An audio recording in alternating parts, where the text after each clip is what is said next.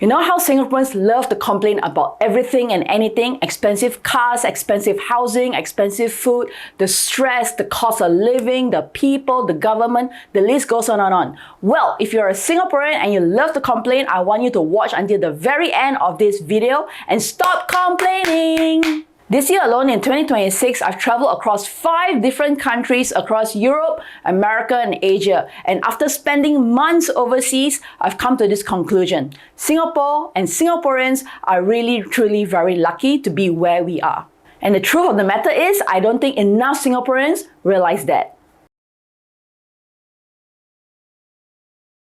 Let's start with something that we all take for granted: food. In Singapore, people complain that hawker food is so expensive. Wow, chicken rice nowadays is $5 to $6. But if you stop and think about it, right, you actually get a full meal. You get soup, you get a few slices of cucumber, chicken, and rice. Is a whole complete meal for $5 to $6. Also, in the different neighborhoods, you have so many choices ranging from hawker food to restaurants to cafes, not to mention the different types of cuisine, from Chinese to Indian to Western to Greek to Italian. The list goes on and on. Singaporeans are really spoiled for choice. However, when you go overseas, you do not have that luxury. Think about it. One breakfast burrito in the US is easily $25 for breakfast without tips. Once you add in tips of 18 to 20 to even 25%, that cost goes up to $30 for breakfast. Let's talk about timing of food that you can get. In Singapore, I can order Hai Di Lao at 12 AM, not a problem eating hot pot. But in the UK, everything closes by 6 PM. In Singapore, if you have a budget, you can have a meal as low as below $10 per meal, lunch or dinner. But in the States, in the UK, in Europe, there's no such thing. Everything starts with double digits. Now, second one is let's talk about income and taxes, and that's something that really opened my eyes when I was overseas. Yes, I acknowledge that Singapore is facing an employer's market. Some people are out of jobs and are having difficulty finding new jobs. I'm not denying that. However, let's compare it to the global perspective, shall we? Let's talk about UK. Taxes in UK is insanely crazy, yeah? Now, for a restaurant worker in UK, let's say the person serving you your buffet breakfast or clearing your plates, they are only earning around £1,200 to £1,500 a month. Well, don't convert into Singapore dollars, okay? Because they need to earn that money and live in that country. Now, they also pay very high taxes, which means at the end of the day, their take-home salary is really not much at all. In Portugal, in Lisbon especially, because it's a city, people are only earning, for blue-collar workers, around 700 to 800 euros a month. Then you go, wow, that's really little. Okay, how about I study more and get a degree? Well, let me tell you, a manager in a big MNC in Albania only earns around 1,500 to 1,800 euros per month. Portugal and Albania, both salary ranges are very comparable, so it means that the blue-collar workers are ranging around 700 to 800 euros per month, whereas the office workers, manager levels, are around 1,500, 1,800, 2,000 euros a month. This is why people who work these jobs, they can't afford to live in the capital cities. They need to travel 1, 2, even 3 hours a day, just commute to work in the cities, and they live further away. Now we compare that to Singapore. Yes, even accounting our higher cost of living, our salaries are actually much higher than the countries that I just mentioned, even in London itself. I've got a Singaporean friend who works in London, got retrenched about 2 years ago, couldn't find a job. She finally had to move back to Singapore to find work because for 2 years, unemployed, staying in a high-cost city like London, it is really unimaginable. You know, there's a lot of for hire signs all over Singapore, especially in F&B, right? Looking for a restaurant manager, looking for a cook and all that. Honestly, if you look at the salaries, they're not that bad. Even a bus driver in Singapore can be earning $4,000 to $5,000 Singapore a month.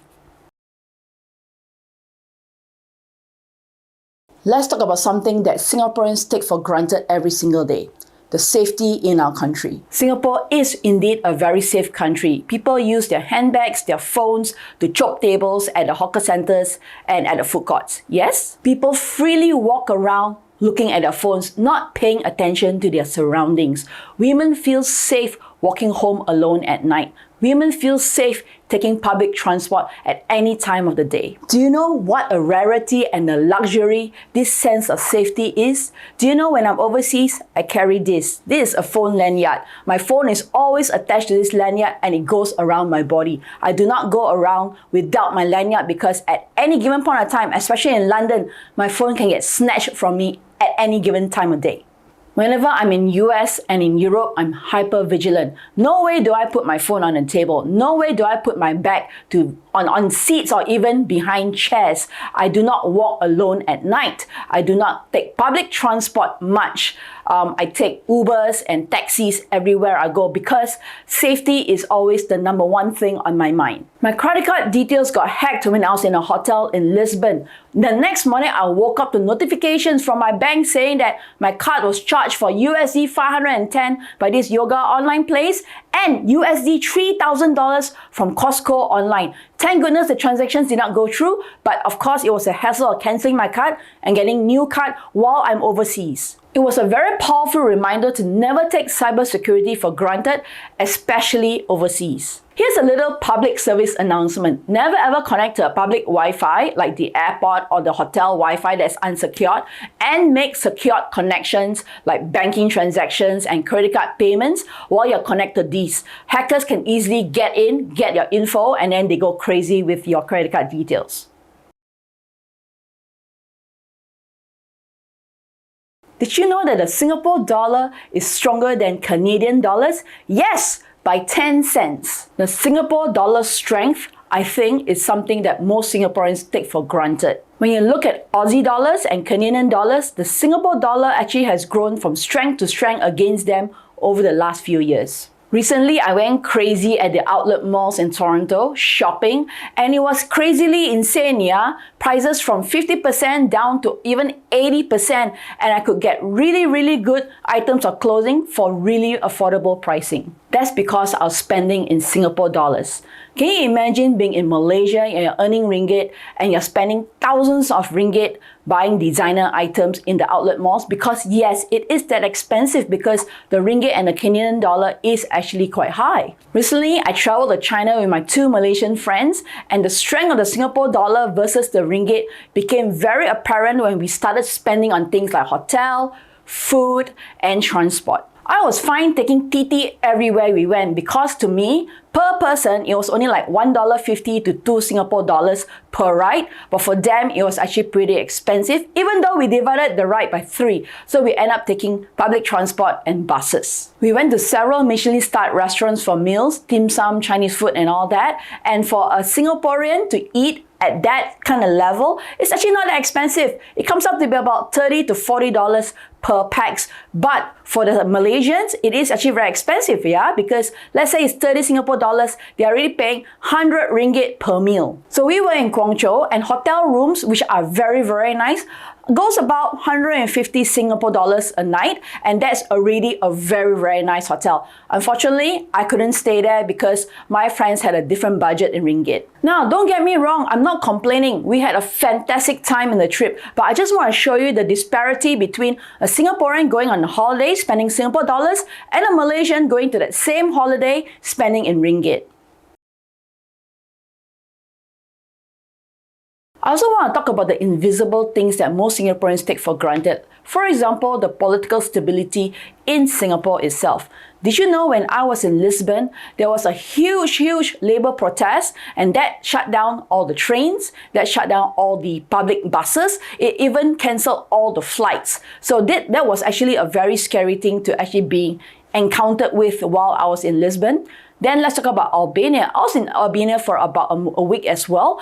And in Albania, currently there's a big protest going on, and it's been going on for about a month already. It is still ongoing as I speak. UK changed their Prime Minister 5 times in the last 5 to 6 years. That's a lot of times, yeah? I really can't keep track who is the UK Prime Minister right now. Now, this actually just shows how stable Singapore is as a government over the many years. And I, as a Malaysian, am very thankful that I am actually living in Singapore. Now, I know Singapore isn't perfect, right? Life can be stressful here. Life is very fast-paced. But then again, we are in a capital city. We are in a very developed nation. Obviously, there will be some stresses here and there, right? Yes, jobs can be challenging. It can be uncertain. These are uncertain times. Yes, housing can be expensive. Yes, cars are ridiculously priced. But then again, we really have to look at the big picture here. Sometimes as human beings, we're so focused on what's going wrong that we forget to see what's going right. It's all about perspectives. The next time you want to complain about Singapore, take a trip. Really travel with your eyes open. Talk to locals, really understand their come from, their challenges about living in that particular country. Then you might just come home appreciating Singapore more. I'm Fran, one half of the Corporate Breakout Couple. Remember to like this video and subscribe, and we'll see you again in the next video. See ya! Bye!